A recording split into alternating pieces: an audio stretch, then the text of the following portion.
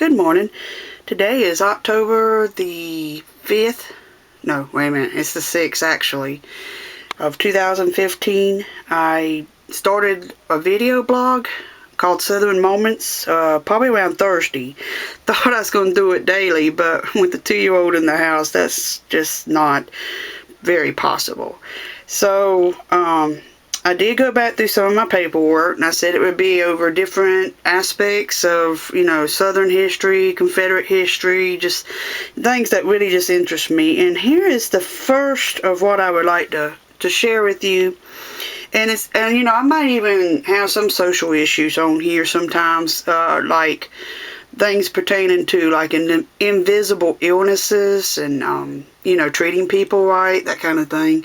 So, but I just want to point out some things in this article. It's from the Confederate Century. I'm not exactly sure of the date on it.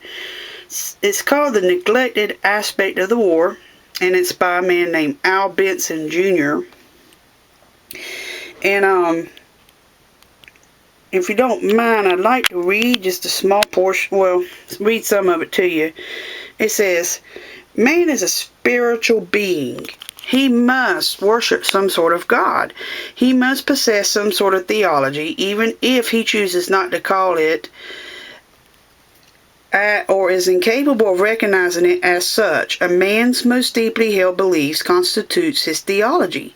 Men may openly brag about being atheists or non-Christians, but their very denial of God constitutes an anti-Christian religious belief. This being the case, all of man's activities constitute some sort of religious belief. War is no different, and the war for Southern independence was no different. The men who fought that war on both sides had different visions of what their country should be like. Although there were Christians in the North, those in positions of power and influence by 1860 had a totally different theological view than those in the South." And what this goes on to say is they accepted Unitarian beliefs. And Unitarian beliefs is the concept of the goodness and perfectibility of human nature. To them, man was innately good, and you could correct his minor faults with the proper degree of social engineering. Now, to a Christian, like to us, this is not so. Man is not innately good. He is born a sinner, and so he inherits a sin nature. And the only way that this can be fixed is by him trusting in Jesus as his Savior. So, in the South, this was not so for the most part. On the whole, Southern preachers and denominations remained much more orthodox and true to the historic Christian faith. This is not to say they were all perfect. Human nature being what it is, all men are born sinners, no matter what geographical locale they may hail from. But the Southern preachers recognized the depravity of human nature. And this also goes along with the fact that the Battle Hymn of the Republic was written by a lady named Julia Ward Howe, and she was actually a Unitarian. Alright, so many Southern preachers recognized the spiritual aspects of the war, and thus their reasons for fighting were in many cases scriptural reasons. Reverend B.M. Palmer expressed it thusly: "It is not only from the impulse of lofty patriotism, grand as that may be, but out of loyalty to God, against whose rightful supremacy a wicked infidelity has lifted its rebellious arms. The vast majority of Southern Christians acknowledged the sovereignty of God and man's total, unconditional dependence on Him. This was part and parcel of their thinking. Their pastors had warned them against any confidence in human nature or human effort apart from God's grace.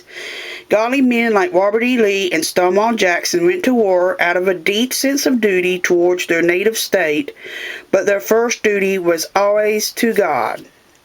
Today's historians, who in the main seem to be Yankee abolitionist types like Ken Burns, would have Americans neglect the spiritual aspect of the war. They prattle continually about slavery and economics.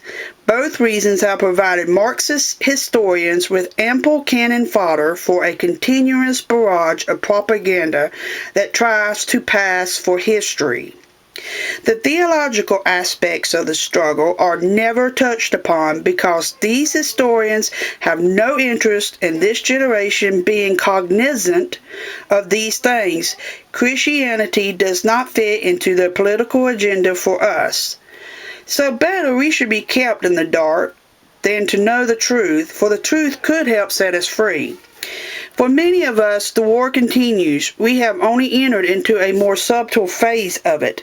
The Yankees don't invade us or shoot us anymore, except in certain instances, whether they just miseducate our children and make them too ashamed to stand up for their heritage. A battle plan that is ever more dangerous to us than the bayonet. They no longer invade our homes, they invade our children's minds. And then have the gall to call it education. And we are not supposed to know the differences. Confederates must recognize today that they are in a spiritual struggle. If they refuse to call upon the Lord for assistance, they will perish with his enemies. These people don't hate the battle flag because it's racist. They hate it because it is Christian. Jesus said, "He that is not with me is against me." Confederates, if we are to prevail, must take the truth to heart. And that's what the article is about. And if you want this article, a copy of it, you can email me at shaniereb@yahoo.com. That's SHANNIEREB@yahoo.com. And you can also find me on the internet at shaniereb at Facebook. Or you can also come to my Southern Cousins website.